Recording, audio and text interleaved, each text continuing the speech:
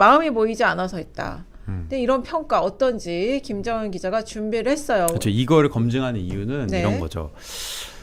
이게 두고두고 거론을 할 것 같아서 두고두고 야 그때 합당 안 해서 졌잖아. 이 얘기를 최소 2년간 할 것 같아서 그 지긋지긋한 얘기를 들을까봐 미리부터 이게 아니라는 사실을 얘기해 놔야겠다. 그래서 이제 그거를 이제 검증을 한 겁니다. 네. 여러분 이거 2년 동안 들을 거를 제가 미리 이제 털어내는 겁니다. 제목은요, 이제 마음이 모이지 못했다는 납작하고도 의도적인 해석에 대해서 검증을 해보는 겁니다. 요새 계속 얘기하잖아요. 합당하지 않아서 졌다.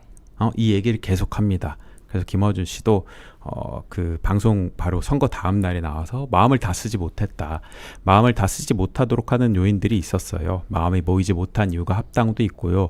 뉴 이재명, 올드 이재명처럼 지지자들을 구분하는 요인도 있었어요. 라고 하면서 이제 합당을 주된 원인으로 지목했고 김어준 씨가 이제 파리를 가기 전에 이 얘기를 하고 나니까 그 팀 김어준 쪽에서는 민주진보 진영의 마음이 하나로 모이지 못했다. 결국 합당을 하지 못했기 때문에 우리가 진 것이다. 라는 얘기를 정말 다 하더라고요. 그래서 이걸 검증해 봐야겠다라는 생각이 들어서 했는데 이분들이 얘기하는 게 굉장히 부정확합니다. 마음이 모였다. 마음이 어디에 모이는가? 이게 전국에 모이지 않았다는 얘기인지 서울에 모이지 않았다는 얘기인지 평택에 모이지 않았다는 얘기인지 평택 아니야? 아니에요. 이분들 다 섞어서 얘기해요. 그리고 얼마나 모이지 않았냐? 그럼 이제 과반을 모이면은 그게 모이지 않은 것인지 아니면은 당선됐으면은 모였다고 볼 수 있는 것인지 그럼 그렇게 얘기하는 근거는 뭔지 이게 다 없습니다. 그냥 되게 마음을 그러니까 기분 내기로 그냥 얘기해요. 기분 분석이에요, 사실. 데이터가 하나도 없어. 그래서 이분들의 얘기를 다 들은 다음에 종합을 해보면은 결국 이런 얘기인 것 같아요.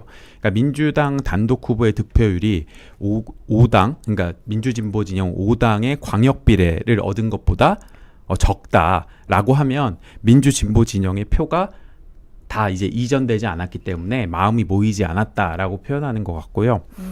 그 반대 이런 것도 있죠. 그러니까 같아. 그러니까 5당, 그러니까 민주당, 조국혁신당, 기본소득당, 진보당, 사회민주당이 얻은 표와 민주당 단독 후보가 모인 표가 같다라고 하면은 이건 이제 결집했다고 볼 수 있고 민주당이 더 많이 받았다고 하면은 이건 이제 중도 보수까지 확장했다고 볼 수 있는 거죠. 근데 이분들을 얘기하는 거는 요 부분을 얘기하고 있는 겁니다. 그래서 일단 서울부터 살펴보면요. 길게 하진 않을게요. 이거예요. 아까 말씀드린 대로 이게 박지영 TV에서 나온 자료인데요. 이거 좀 웃기죠? 4%가 이게 왜 여기 절반은 이상 없는지 모르겠습니다. 이게 43이고 4구나. 나 이거 잘 별 생각 보면은 없이 봤는데. 이게 43.86인데요. 0.05가 이만큼이나 올라옵니다. 0.05는 사실 여기 보이지도 않아야 되죠.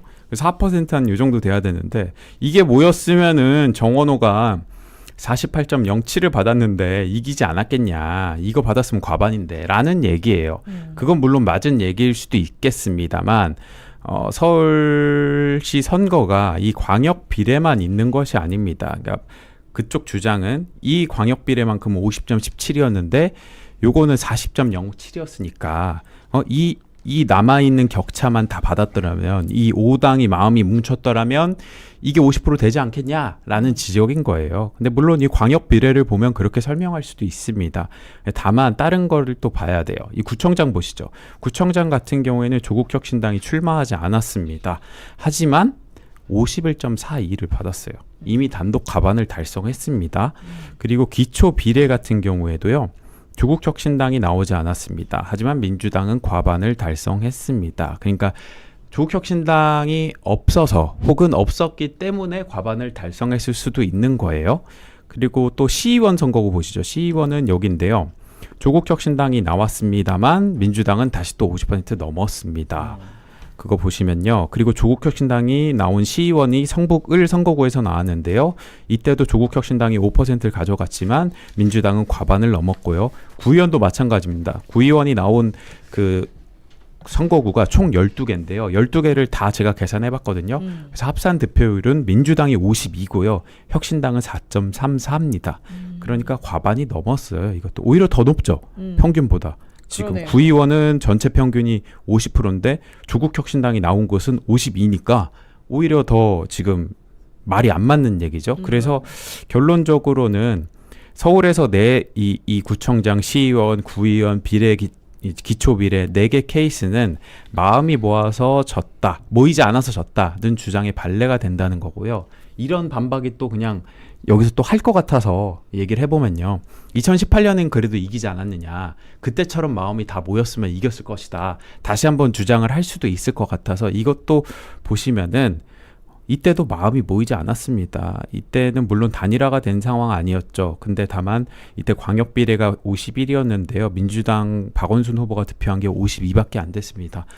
이때 구청장 60% 넘었어요. 근데 박원순 후보는 52밖에 못 얻었어요.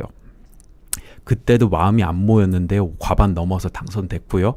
또 투표율도요. 그때보다 지금이 더 높았습니다. 그래서 이 주장도 탄핵이 됩니다. 그럼 전국적으로도 보겠습니다. 이제 부산, 울산, 또 대구, 경남 다 보면요. 대구 같은 경우에는 보시면은 광역비례 34인데 김부겸 후보가 45 받았죠. 그럼 10% 넘게 많이 받은 겁니다. 9% 넘게. 이거는 마음이 다 모였지만 그럼에도 불구하고 졌다는 얘기고요. 경남도 마찬가지입니다. 광역비례 46 받았지만 시도지사에서 김경수 후보가 48 받았어요. 그러면은 마음이 모이고도 넘쳤지만 당선이 안 된 겁니다. 이거는 그러면 패인을 어디서 찾아야 되냐? 마음 같은 당내 요인이 아니라 왜 중도 확장이 덜 됐을까 부분에서 찾아야 되는 거죠. 당 밖에서 찾아야 되는 겁니다. 부산 같은 경우 마음이 모였습니다. 그래서 이겼습니다. 그리고 울산 같은 경우에는 반례인데요. 이것도 마음이 안 모였습니다. 왜냐? 5당 여기는 조국혁신당과 진보당하고 다 합당한 곳입니다. 근데 광역비례에서 50.67을 받았는데요. 김상욱 후보는 48밖에 못 받았습니다. 하지만 이겼습니다. 그래서 결국 결과론적으로는요. 서울도 그렇고 대구 경남도 그렇고 부산도 그렇고 울산도 그렇고 마음이 모이지 않아서 합당하지 않아서 졌다는 반례는 이렇게 수두룩합니다. 그래서 만약에 누군가를 만났을 때 결론인데요. 누군가 지선 패배 이후로 마음이 뭉치지 않아서 졌다고 한다면 일단 대화를 하시면 안 됩니다. 그 자리 일단 피해야 되고요. 이후에 그 상대 다시 만났을 때 기분이 좋아 보인다라고 하면은 휴대폰을 잠시 빼드신 다음에 유튜브에서 이슈 전파사 구독을 시키면 됩니다. 그럼 그분도 이 방송을 보시고 그 주장을 하지 않으실 겁니다. 이거 다시 한번 보시면 돼요. 자료는 이게 공개해 놓을 테니까요. 보시면 이해가 되실 것 같아요. 결론 100점. 이거 마치가 도를 아십니까? 나 비슷한 얘기다. 네. 피하셔라. 이걸 파사의 마음을 좀 모아주세요. 지금 마음이 흩어졌네요. 마음이 모이지 않았다고. 진짜. 김재현 기자 하는 동안 마음이 많이 지금 흩어졌어. 마음이 흩어졌어요. 500명이 여러분. 흩어지셨네. 지금 빨리- 7시 넘어갔지. 빨리 다시 모여주세요, 멀지가 여러분. 김재현 기자가 저한테 2분을 남겨줬습니다. 해야 돼요, 빨리. 20분 더 하시죠. 20분. 그래서 장동혁